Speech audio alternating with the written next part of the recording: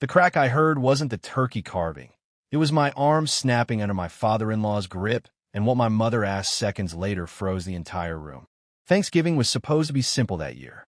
One table, one turkey, one forced smile after another. I remember standing in my in-laws' kitchen, the smell of butter and sage hanging heavy in the air, telling myself that if I could just get through one afternoon, everything would be fine. I had no idea that by the end of the day, I'd be in a hospital bed, my arm in a cast, replaying one single question in my head. My father-in-law, Richard, had always been a man who filled rooms without trying. Broad shoulders, booming voice, the kind of presence that made people step aside instinctively. To outsiders, he was charming, successful businessman, generous host, devoted family man. To me, he was something else entirely. Controlling, dismissive, and always watching, as if measuring whether I was worthy of his son. I'd been married to Daniel for 3 years by then. We met young, fell fast, and married before the cracks began to show. Daniel loved his father, admired him even. He'd grown up learning that Richard's word was law, that questioning him was disrespect. I'd grown up in a home where voices were raised, sure, but hands were never laid in anger, where disagreements ended with slammed doors, not bruises. Thanksgiving that year included my parents for the first time. My mother had been nervous all week, asking what Richard was like, whether he was kind. I told her he was intense. That was the word I used. I didn't want to worry her. I didn't want to admit how small he sometimes made me feel. Dinner started politely enough. We sat around the long dining table, candles flickering, glasses clinking. Richard carved the turkey like a king, dividing spoils. Conversation stayed safe, weather, work, football. I could feel the tension beneath it all, like a wire pulled too tight. It began with a joke. Richard commented on how little I was eating. Trying to stay pretty for my son, he laughed, nudging Daniel. A few people chuckled. I forced a smile, my cheeks burning. I'd heard these comments before. They always came disguised as humor, impossible to confront without looking overly sensitive. Then my mother spoke up. She's never been a big eater, she said gently. Even as a child. Richard's smile tightened. Well, in this family, we appreciate a woman who can enjoy a good meal. Something in me snapped, not loudly, not dramatically, just a quiet decision to speak. I'm enjoying myself just fine, I said, keeping my tone calm. Thanks. The table went silent. Daniel shifted uncomfortably. Richard stared at me, his eyes darkening, as if I'd challenged him publicly. He laughed once, sharp and humorless. Don't get defensive, he said. I'm just talking. But the mood had changed. Every word afterward felt loaded. When I excused myself to help clear plates, Richard followed me into the kitchen. You embarrassed me back there, he said, low enough that no one else could hear. I didn't mean to, I replied, my heart racing. You were just forgetting your place, he interrupted. That phrase hit me harder than I expected. Forgetting your place. I'd heard it before in different forms. From bosses. From strangers. Never so clearly from family. I'm not trying to disrespect you, I said. But I won't be talked down to. He stepped closer. This is my house, he said, and you will show respect. I don't know what possessed me, but I turned to walk away. I just wanted space. I just wanted the conversation to end. His hand shot out and grabbed my arm. The pain was immediate and blinding. A sharp twist, a sound like a dry branch snapping. I screamed. Plates clattered to the floor. The room spun. People rushed in as I collapsed against the counter, cradling my arm. Daniel shouted his father's name. My mother screamed. Richard let go instantly, his face pale, his mouth opening and closing as if he couldn't believe what had just happened. I didn't mean, he stammered. The pain was unbearable. Someone called an ambulance. Someone else wrapped my arm in a towel.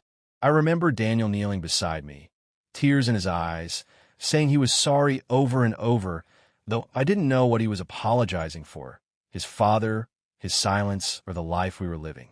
As the paramedics loaded me onto the stretcher, I caught sight of my mother. She wasn't crying. She wasn't yelling.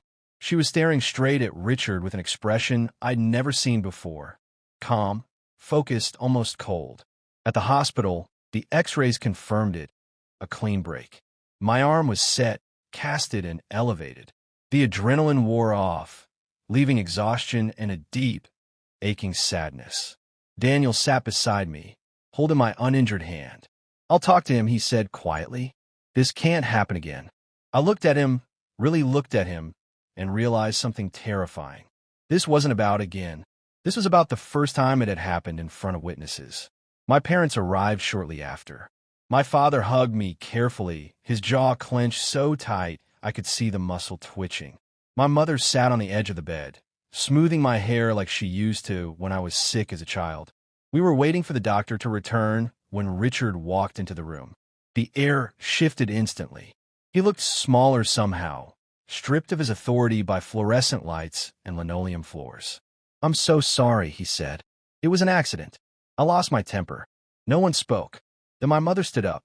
She looked at him steadily and asked in a clear, unwavering voice, "Is this the first time you've heard her? Or just the first time you were seen?" The room went dead silent. That question echoed louder than any scream could have. Richard opened his mouth, then closed it. His eyes flicked to Daniel, then back to my mother. No answer came. Daniel looked at me, confusion and dawning horror mixing on his face. "What do you mean?" he asked softly. My mother didn't raise her voice.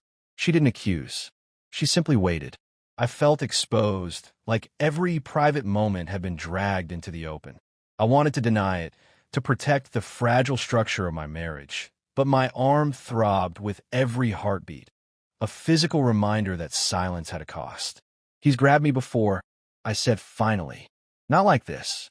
Just enough to scare me. Enough to remind me who was in control." Daniel's face crumpled. "Why didn't you tell me?" I swallowed. "Because you always defended him. Because I thought it was my fault. Because I didn't want to be the reason you chose between us." Richard took a step back. "You're twisting things," he said weakly. "I never." My father cut him off. "You're done talking." The doctor returned, sensing the tension, and suggested visitors step out. Richard was asked to leave. He didn't argue. He just walked out, shoulders slumped, the image of authority finally shattered. What followed were weeks of aftermath, police reports, difficult conversations, long nights of pain, and longer nights of thinking. My parents insisted I come stay with them while I healed. Daniel moved into our guest room, then eventually back to his parents' house. Therapy became a lifeline. For me, for Daniel. Separately at first, then together. He struggled with the realization that the man he idolized had abused his power, not just with me, but emotionally with him his entire life. It was like watching someone grieve a living person. Richard faced consequences, legal ones, social ones. The family narrative changed overnight. Some relatives tried to minimize it, calling it a misunderstanding. Others cut him off completely. Holidays were canceled, traditions broken, lines redrawn. And me? I changed too. I learned how easily strength can be mistaken for silence. How often we excuse behavior because it's familiar. How one honest question can dismantle years of fear. The cast came off after months, but the lesson stayed. I chose not to return to that marriage. Not because Daniel was cruel, but because love without protection isn't love at all. Leaving was painful, but staying would have meant teaching myself to accept harm. On the next Thanksgiving, I sat at my parents' table. Smaller, quieter, safer. When my mother passed me the mashed potatoes, our eyes met, and she smiled. That question she asked didn't just shock the room. It saved me. If this story made you think, if it reminded you of moments you've stayed silent or signs you've ignored, take this as your reminder. Your safety matters. Your voice matters. Don't wait for the room to go silent before you speak. Share this story with someone who might need it, and don't forget to listen when your instincts whisper that something isn't right.